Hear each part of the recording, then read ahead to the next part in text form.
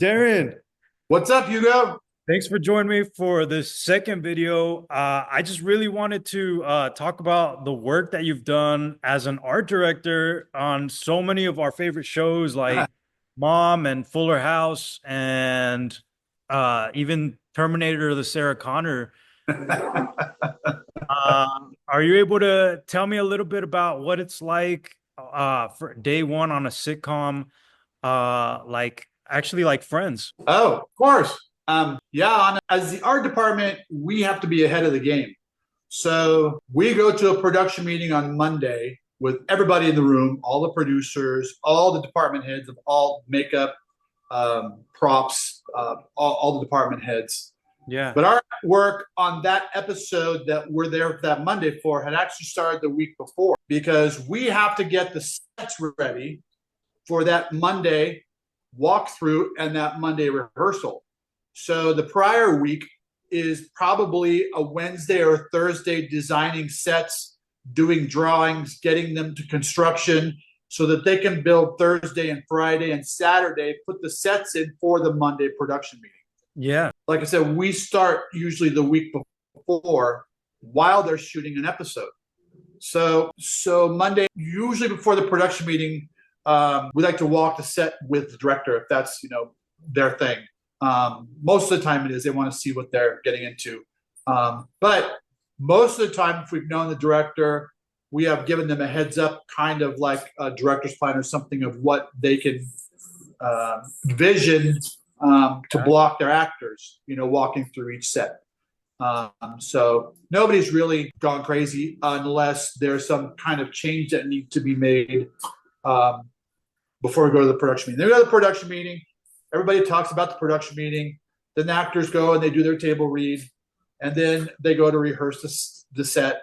And sometimes, the director will ask you to come down. Oh, can you change the door from one side to another? Can you, sometimes there's little changes to be made. So you're kind of tweaking Monday, Tuesday. Then you go through a run through on Wednesday. Now, when you go through a run through on Wednesday, you got everybody comes down to watch the play. But on Wednesday at the same time, you got to keep nudging them like, what's coming up the next episode? What's coming up the next episode? Because you want to get A head start. start on the next episode coming up Yeah. so that the next Monday when they come in, they have sets. So you're kind of doing double duty. You're doing one episode, the current episode, plus trying to get information for the following episode. And it could be anything. It could be freaking the Taj Mahal. It could be the interior of his train. It could be, nothing. It could be a bathroom. Or sometimes maybe nothing. So you've got to be kind of like at the starting gate, ready to like go. What's really important is that you stay current with all of the other production designers and all the other TV shows that are going on, because sometimes if you need a hotel room, so-and-so just did a hotel room that's going back to their holding dock. Yeah. On Glenda, we use hotel rooms from her. She used our sets, and we just repaint them and use them, so you don't have to do a complete, start from scratch. Right. Move some walls around based on the script, so you can always do that. Or Warner Brothers, fortunately at that time, had a scene dock where Tricenic, where they had somebody in charge of the sets, so you could ask if there were any hotel rooms or any pharmacies or stuff, whatever you needed. Mhm. And they would send you pictures of something that might work, that you rework, so you're not starting from scratch and spending so much money on starting everything from scratch. Not so much now. Another thing about that show was that we were doing 3 episodes and we were off 1. Oh, okay. We were also doing 2 shows. So both shows were doing 3 episodes on 1. So you were not only working on the current episode, getting ready for the following episode, then you had to hightail it over to a different stage and do the same thing over on a totally different stage. Yeah. What that entails is, or what happens is that you become proficient at a lot of personalities and very quick. So you learn to roll with all the punches.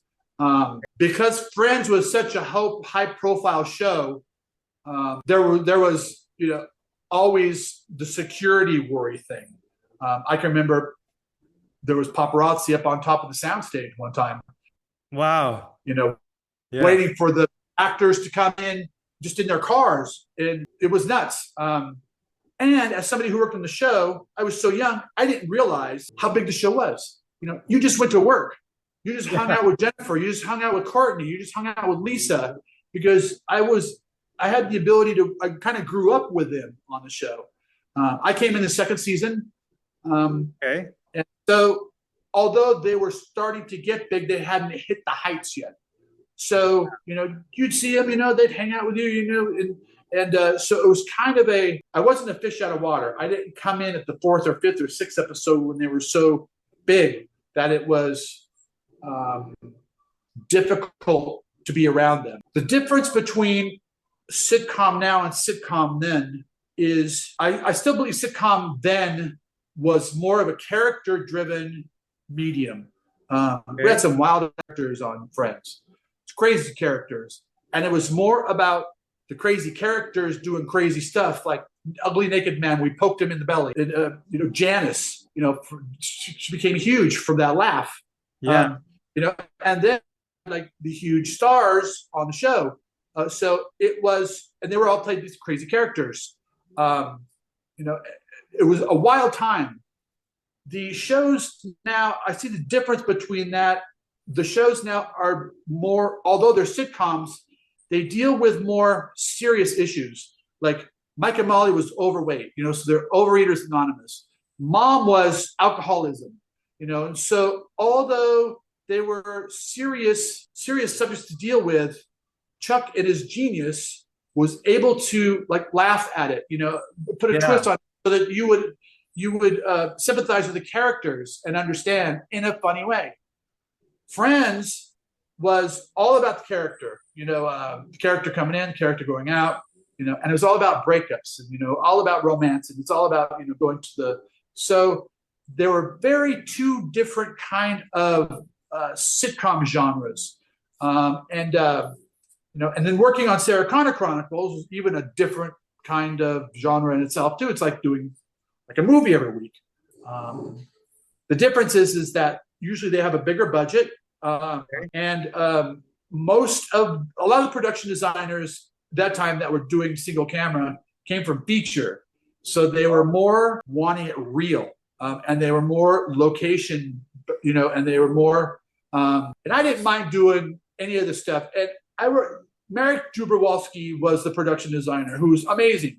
He did a big movie called The Craft, and I'd like to talk to him about that stuff. And he was from Poland, and he had this very great accent. But he would like give me the reins and say, "Daren, I don't know what to do with this nuclear submarine." And I was like, "Oh, I do. I had no idea." I love to research, and so I was able to get in there and work with the set decorator, and we went and picked out like this is a freaking nuclear sub we're doing here on a TV show. And we got all this like these gadgets and stuff, and I designed this really wild table that they could, you know, draw on with a map. And so it kind of gave you, there were parameters, but there was also, it's futuristic, so there's like you can go beyond that a little bit. That's cool. But what was very interesting was to delve into what it took to run a nuclear sub. You know, what kind of staff had to be there in order to work. And oddly enough, there's 3 people driving this thing. And so there's no, anywhere in Hollywood, they don't have like a nuclear sub, you know, dashboard.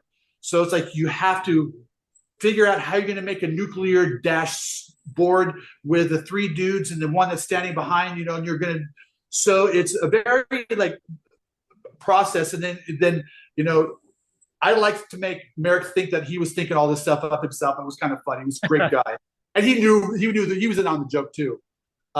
So we did that. And then we were able to turn some of the existing sets into this, you know, this futuristic set by changing the arches, you know, and, you know, and, but that all came from my sitcom background and thinking on my feet so fast. Yeah, exactly. So I was able to, okay, how about this? You know, oh, that didn't work. How about this? You know, and you know, all the big guys they like options. So all the production designers like options. So, you make a drawing and then you give it to them and then they put their 2 cents in, they put their 2 cents in, and then finally you end up with this like great nuclear sub. But hours are a little bit longer, pace is a little bit slower. They want it more real. But my heart was still in sitcoms. I still liked the pace of sitcoms. I liked that we were doing 3 shows and we were off one. And I liked that I was doing 2 shows. And this is before cell phones. So the only way to get a hold of us was through a beeper. Well, yeah, and like specifically on sitcoms, the one of the most famous episodes on Friends was the Thanksgiving episode. So Oh can you my tell God. us a little bit about how that episode came about? You probably can't even watch it anymore. You get It's pizza. like, no, I still like it. It's still, I still laugh. Okay. But it was that set was the second one that we put in a model. And it was one of the only ones that we ever did that was like a color model. I remember it. Yeah. And Get I, notes off of- I think we were up at John and Joe's house when we were working on this. What they wanted to do was they wanted to film it live. So I'm like, well, how are you going to do that? So what they did was they got the stage across the way, stage 25, right across from stage 24. So we built this all from existing walls that were from the stock at Warner Brothers. We just got every storefront, every brick wall we could possibly find just to make the perimeter. And then we did the chain link inside that so that there was a separation between the walls and the actual like little football thing they played on, and a bunch of backings. And so we basically filled the whole damn stage with football stuff on that show. But what they wanted to do was on Friday night, audience night, they wanted to shoot early and shoot all of the stage 24 stuff out where the apartments were. Then they wanted the actors to go change, and they wanted to shove all the cameras across the way and shoot on stage 25. So that's what we did. When you're going through this process, you're thinking in your head, this is going to be hilarious, but you're not thinking that it's going to freaking break the internet.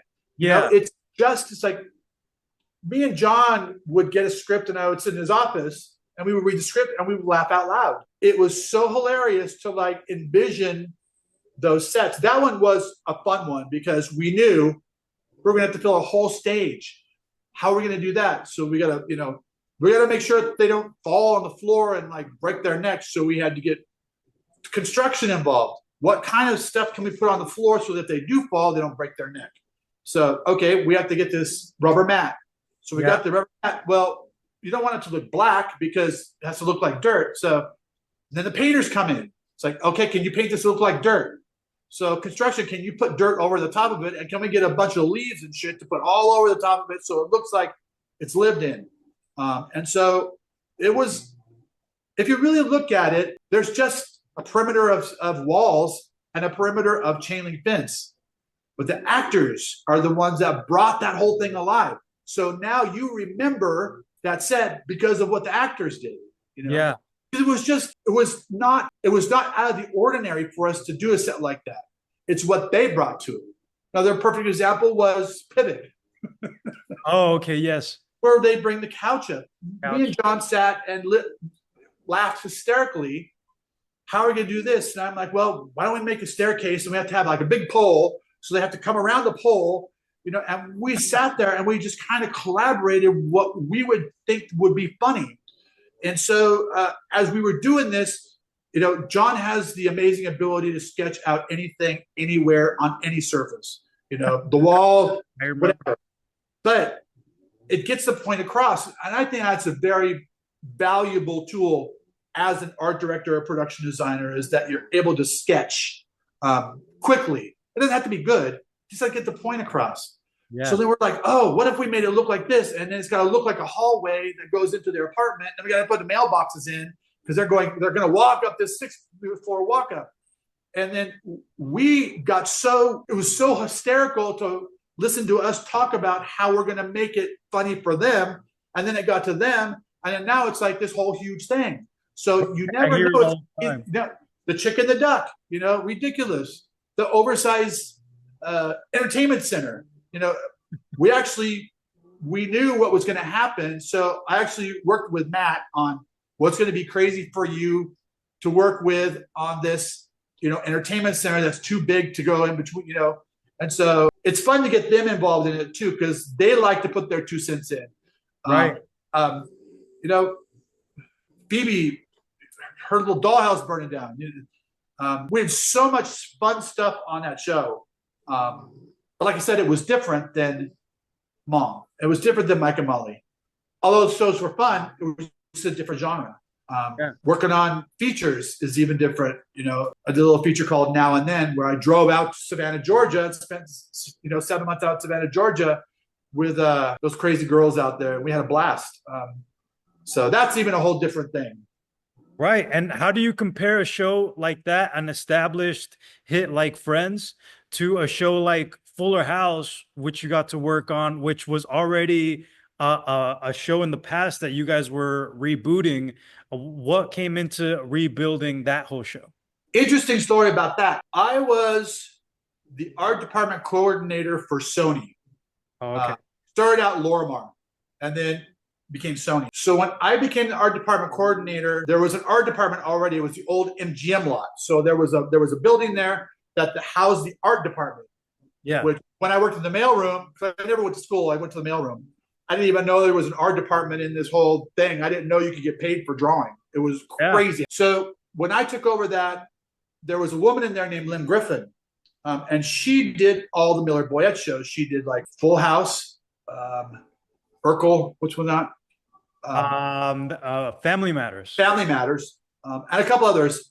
And so we became very friendly. And so I got to see her work on Full House and go with her to the stage, because I was still in my infancy in learning how to draw. Yeah. It was like everybody drew by hand. Awesome. Which I would still love to do today. So developed a relationship with Lynn Griffin there. Fast forward to when John needed a set designer for a couple of shows. He was friends with Lynn Griffin, and he asked Lynn Griffin who I should hire, and my name was on the list. So that's how I got with John. Yeah. Fast forward to, when I got asked to do Fuller House, I was like, oh, I know the show. I was there. So it wasn't like I was stepping into something completely obscure. I was stepping into a historical part of television that was going to be fun to do, because now they're all grown up. Right. So I worked with a production designer named Jerry Dunn, who and basically we just sat and watched a lot of Full House. Wow. And we just kind of shrunk everything down and created Full House. An interesting episode on that show is when we had to go to the Gibbler house. Right. Everything had to be crazy. So they didn't have the money to build another house. Yeah. So we decided to make everything crazy. And then Jerry came up with the idea, which I think was brilliant: shoot the show normal and flip the film. So everything is opposite. And in doing that, your hair has to be parted on the other side. But in reality, there wasn't a lot that had to be done to flip it to make it look like it was someplace different. Something else. One of the little perks that was in that show that I think that is interesting for somebody to know is that you can flip the film and play it backwards, and it looks fine. But Fuller House was a lot of fun. I still think Friends is like always going to hold a special place, because it was like one of my first. Friends and Drew Carey were my first 2 shows. Yeah. Well, to go back to Fuller House, I feel like that was one of the first ever shows to start like bringing back older shows, because I remember when that idea came up, I was like so like excited about it, because I remember watching Full House as a kid, and I was like, this is a crazy idea to bring everybody back, and I thought it was super cool. But yeah, I thought it was really interesting, because you guys got it spot on to get everything exactly how it was before. You guys even we did the house in the back lot of Warner Brothers as well. Mm-hmm. Mm-hmm. That was a huge undertaking. Yeah. But you have to remember too, I also had an ace in my pocket. I was really good friends with the original designer of the show, Lynn Griffith. So there were times when there was questions about areas in the house that we couldn't discern from watching videos what it actually was or how big it was or what it felt like. And I could email her and like, we got a question for you. And I always told her that she was welcome to come down anytime she wanted, but I think she was pretty much done when she retired. Yeah, yeah, yeah. But so that was a great. I forgot what you asked. No, that was just it. Uh, Oh, I thought it was you had a built-in audience. I mean, it was a huge hit back then. yeah. So you not only had a built-in audience for the show that everybody loved, you also had all of their kids who are now going to watch the new part of the old show. And if they bring back the old ones, you hope you have the same kind of chemistry. And Yeah. luckily we did. And they were great to work with. I enjoyed all of them. And there was always Easter eggs. I remember working on those. All I would go back and watch episodes just to get an idea of what exactly we were trying to put together for Fuller House. And what is it like for you for shoot days? What kind of role do you play during that time? I usually stick around. That's not true. I stick around sometimes. If the show is newer, I like to stick around to see how it plays out and how the actors play out with an audience, or to get the vibe of how they are in the set. Yeah. It always makes me feel better because the set is always ever evolving. They'll go to a bedroom, or they'll go to the kitchen, or they'll go to this place, or they'll go to that place, or they'll go to the pantry that we've never seen before. So it's always nice to get to see the actors work in a set, so you can kind of get their rhythm of where things can go in the future. Yeah. And also they're fun to work with. Well, I mean, you did we did the show Mom together, and from that show, what was one of the proudest episodes that you got to work on? God, there's so many. That was a crazy cast. I love those girls. Probably the Canadian border. Oh, I do remember that one. When the girls were going to go to Canada and steal maple syrup, when they kept to come up to the border. That was probably filmed on stage. Filmed on stage. We got another sound stage, and we built the whole Canadian border on a sound stage. Yeah. There was that. God, there was so many. I mean, I always liked I enjoy doing pilots with you guys because I always like to see how, for example, you and John would collaborate on creating Anna Faris's character, her environment. Sure. Being able to start Allison's character. So it was like being able to see the stages of how to put together this TV show. It's important, I think, that as you develop the sets and as you develop the atmosphere, you start feeling what the character is about. Is the character cluttered? Does she have a lot of crap around? Does she collect, I don't know, Hallmark, precious moment dolls? Does he collect cars? Does he like, video games? Yeah. If he likes video games, there needs to be a video game out there, probably a few video games, somewhere on the set, so you see that that's what he's done. Is there mail? The couches can't look brand new if it's not a pristine set. And you start developing those characters from the pages that you're given to design the sets from. Yeah, because sometimes the full character isn't even there on the script yet because it's just the pilot. But that's where the art department or specific production designer, his job is to start building out a story and deciding what this character is into, and also what kind of world does he live in and who's around him. We tell the story visually. Yeah. And doing a pilot, you set that up. And if you're lucky enough to go to a show that goes for a while and you get asked back to work on the subsequent series, there's a continuity that you understand about the character that develops. Yeah. Even all the characters on Friends, they developed. So it's fun to also play along with that. And sometimes it could veer off to the right, sometimes it could veer off to the left. But it's always interesting to see what kind of quirks you could give the characters so that they become more relatable. Because I know for me, I related with both of those characters, mom and daughter, and bad relationships. And just a day to day, struggling day to day just to stay, your head above water. Right, because you just never know. Obviously, there's a lot of meetings after the first pass of building a set, and you just never know when somebody, a producer or a writer, is gonna throw an idea of making a revision or adding additional pieces, and you have to be on your feet for that as well, because, like you said, we're gonna be on camera at a certain day, Sure.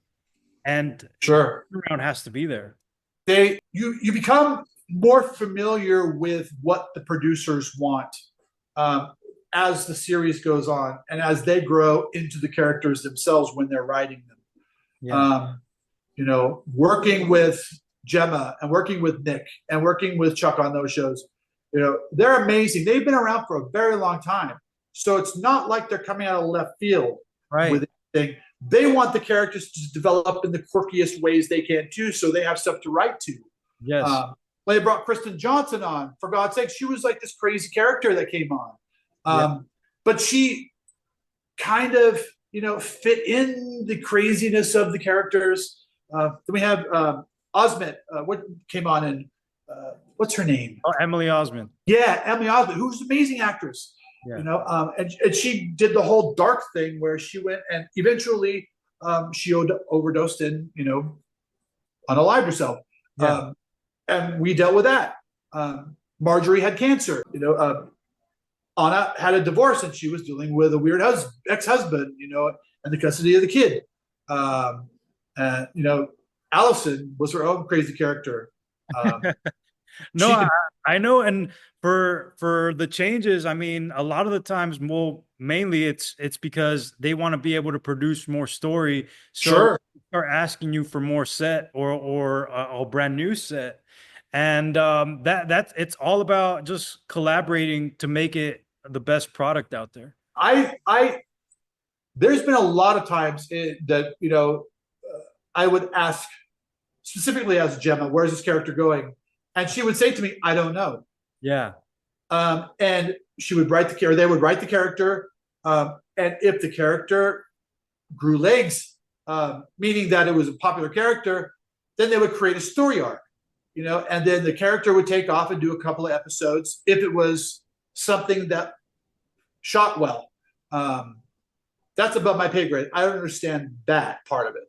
I understand the finished product on what we give them the atmosphere to create that. Yeah. But in creating a specific character that has quirks, that works with other characters, that creates its own show in subsequent episodes because of where that character takes it and where our characters play with that character. Right. So it could go on for 2 or 3 episodes just because it's a crazy situation that these people are in. Yeah. Well, no, like you said, that we get the script, but you have to also keep in mind what the writers might want to be pursuing, what stories they might, because you want to build like the set properly the first time. You don't want to be going through revisions over and over again. So you do want to understand exactly where Chuck's head's at, Sure. And so as a production designer, and if you've been around long enough to know, when you do a pilot, if you do a house, there's going to be a hallway, and you want to give them 2 or 3 bedrooms, and you want to give them a kitchen, and you want to give them like some place to go. Yeah, so exactly. that in the future, you have that place to go in a set that's not always in the living room or the kitchen. They can go in the backyard, they can go into a bedroom, they can go into the downstairs, they can go into the basement, or they can go into the den or wherever. And that just comes with, working on different shows, that you get that. It's almost like a second sense because you've done it so many times. Like, oh, this house needs to have a couple of bedrooms, so let's put the bedrooms here. even though we're not using them now. We could see two doors off in the distance. Those could become the bedrooms, or those could become the bathroom, or those could become the closet, or blah, blah, blah, blah. So you're given the writers options when we get on stage and explain to them why we put those things there. Then they're, oh, okay. And so they'll remember that in their head, and they're going to write, blah, blah. Well, what if we have her come out of that door up there that we've never seen before? Like, okay, let's do that. So, and then they're up and running. And so you have solved the problem a long time before that they can play with in the future, that alleviates a lot of problems for them trying to come up with something else. So that's always a plus. And that's why, John got a lot of work. He was like that. He just had that thing that understood what the writers could possibly need on down the road and explained it to them when we were in the final product. So, and, that in turn, I learned that from him, and he taught that to all of us. So there we are. Well, thank you. Yeah. And really quick, before we go, I wanted to talk about how you got inspired to get into the business, into this industry. Because I know you have a unique story and I wanted to. Well, John Schaffner doesn't like me to give tours anymore to his Carnegie Mellon. Mine either. So I always knew from like a very young age that I wanted to be in the entertainment industry, and I didn't know how. I didn't know what I wanted to do. So I toyed with ideas, and when I became old enough, I was doing a play, and the lady who ran the lights worked at Lorimar. And Lorimar is the old MGM lot. I think I said that. Yeah. Where they did Dallas and Knots Landing and all those big shows back then. Yeah. And I asked her if she'd give me a job or an interview in the mailroom. And a couple of weeks later, I got a job in the mailroom. I got hired. Yeah. So I worked there for like 3 years, and Little Mermaid came out. And it was the first Disney animation that came out in a long time because they hadn't done animation. And so since I was in the mailroom, I got privy to all of the VHS tapes that were sent to all the producers. Okay. So I took one home before it even got released, and I watched it, and I, fell in love with it. And then I decided I'm going to paint this. And so on my lunch hour for 2 or 3 days, I painted The Little Mermaid. And then I took it to the guys in the construction department. They made a frame for it, and I took it back to the mailroom where I was working. And then I was getting ready to leave one night. My boss said, "Can you drop this folder off? Because I'm working in the mailroom, so I'm going to drop the mail off to one of the secretaries in permanent construction department." I said, "Sure." Yeah. So I got my backpack. I got my picture I'm going to take home and put on my wall because I think it's nice. And I go and drop off the file that she wanted me to drop off. And the secretary there said, "Where did you get the cell? We haven't even released the movie yet." And I'm like, "No, I just did this on my lunch hour." She goes, "You what? You did this on your lunch hour?" Yeah. She goes, "We have a whole department that you can make a lot of money doing that." I'm like, "Do what? Draw this stuff?" And she goes, "Yes, it's called the art department, Daren." And I'm like, "No, what is this place?" And so she explained me where this place was, and I went up there, and there were a few people up there, and I'm like, "Whoa, this could be kind of cool." And that time we had blueprint machine.